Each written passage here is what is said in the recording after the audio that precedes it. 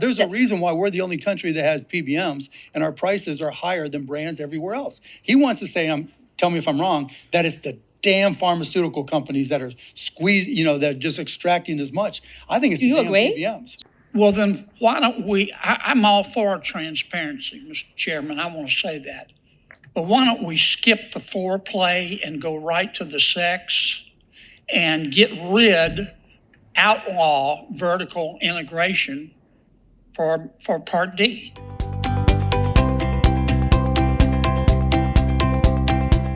But you all have been very derelict in your duty and abused this position of authority. There has been systematic denial and delay of care. It took me 8 denials myself to get a medicine that I need to exist.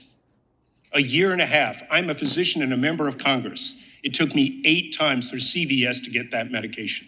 I didn't pull any strings. I did what I was supposed to do. Imagine the average person in the country.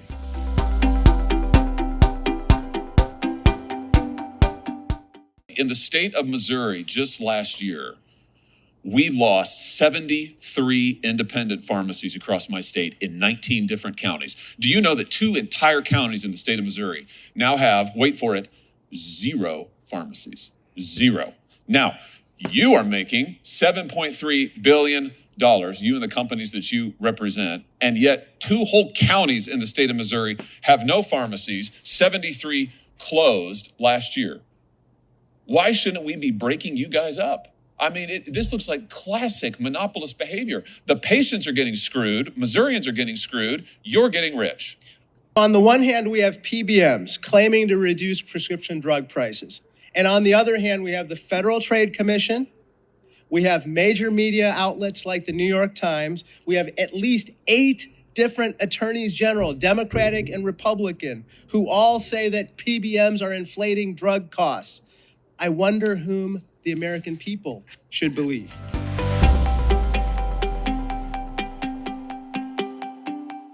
I'm going to just ask you a very easy question. I didn't hear an answer the first time it was asked.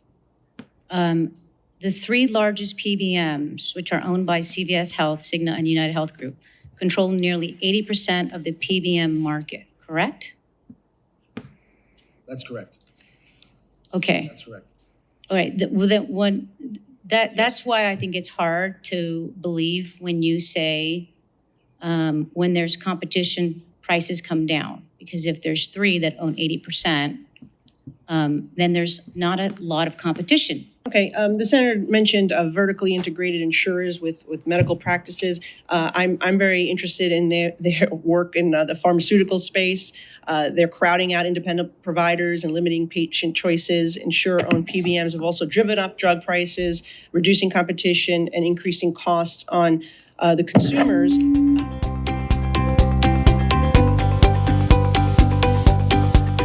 And while I'm not a pharmacist, I spend a lot of time in my community pharmacies talking to people, talking to the pharmacists, talking to the people that are getting their prescriptions. And drug prices are continuing to increase along with the healthcare premiums and out-of-pocket costs.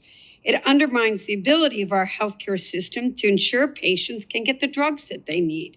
I know there's no one-size-fits-all solution, and we got to work across all the different portions of this. But in particular, pharmacy benefit managers are a major player in the supply chain that have been allowed to operate unchecked for far too long. We did some common sense reforms to the PBM industry in the recently passed fiscal year 2026 Labor, Health, and Human Service and Education Funding Bill, but there's a lot more work that needs to be done. Mr. Hoy, your organization represents independent pharmacies. We hear a lot from independent pharmacies. I would say they're the people whose names are on the Little League uniforms back home, the people that are really contribute to the community. How can you just take I have 38 seconds, take what we passed last week, how does that benefit independent pharmacies PBM reform? There's multiple facets to it, but in just 30 seconds or less, the reasonable and relevant contracts, because we had to get an act of Congress for PBMs to give us reasonable and relevant contracts in Medicare Part D. Medicare Part D is the worst payer. It's a taxpayer-funded program. It's putting pharmacies out of business. So we believe that this legislation can give us a shot at just reasonable and relevant contracts. So, Mr. Mayor, in 10 seconds, you got a response to that, or until he gavels me down? I'm sorry, I missed the question.